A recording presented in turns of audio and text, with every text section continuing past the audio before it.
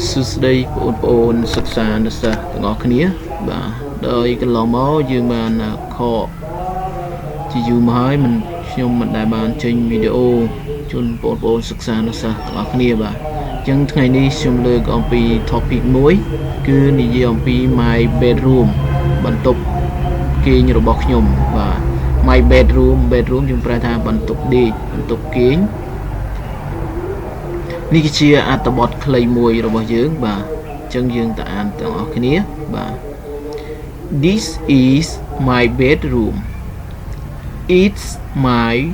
favorite place at home. It looks simple, small and normal because it's only contain a bed, a chair,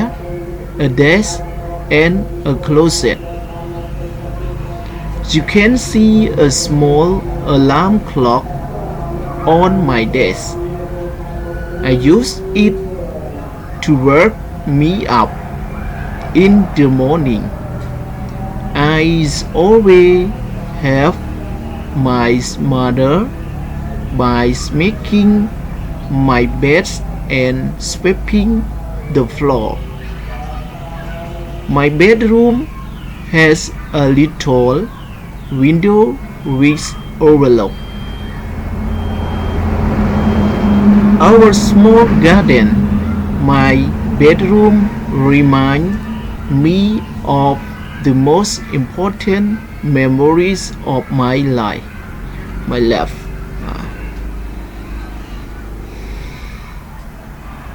យើងទៅអត្ថបទបកប្រែរបស់យើងបាទនេះគឺខ្ញុំបកប្រែ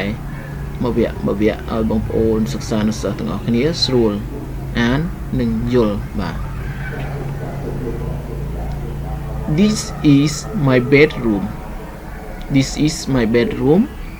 ដែលនេះជាបន្ទប់គេងរបស់ខ្ញុំ It's my favorite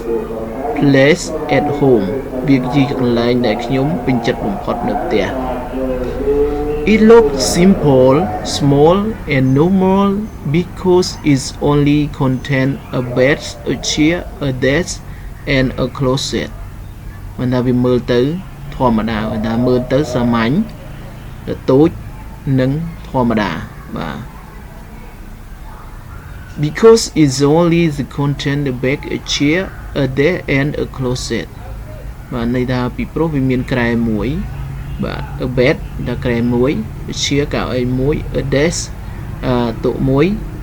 និង a closet មិនថាទូមួយ You can see a small alarm clock on my desk អ្នកអាចមើលឃើញនាฬิការ៉ូមួយនៅលើតុរបស់ខ្ញុំ I use it to wake me up in the morning ខ្ញុំប្រើវាដើម្បីដាស់ខ្ញុំនៅពេលព្រឹកI always have my mother by making my bed and sweeping the floor ខ្ញុំតែងតែ always តែងតែខ្ញុំតែងតែជួយម្ដាយរបស់ខ្ញុំបាទដោយធ្វើក្រែរបស់ខ្ញុំនិងបោសសម្អាតកម្រាលឥដ្ឋ My bedroom has a little window which overlook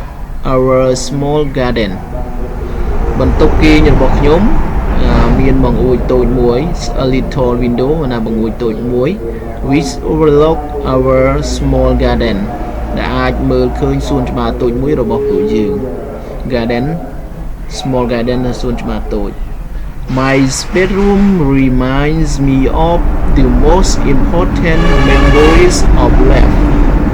ថាបន្ទប់គេងរបស់ខ្ញុំថាធ្វើឲ្យខ្ញុំនឹងរលឹកនឹកឃើញអំពីការចងចាំដ៏សំខាន់ important memory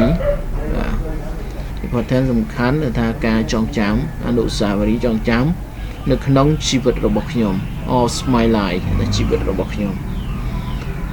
បាទសម្រាប់វីដេអូនេះបើសិនជាមានការខុសឆ្គងយ៉ាងណានោះសូមខន្តីអភ័យទោសពីបងប្អូនឬក៏បងប្អូនសិក្សានិស្សិតទាំងអស់គ្នាបាទដោយសារតែមានសំឡេងរំខានខ្លះៗយើងអាចធ្វើឲ្យបងប្អូនបែកអារម្មណ៍បាទអញ្ចឹងនៅពេល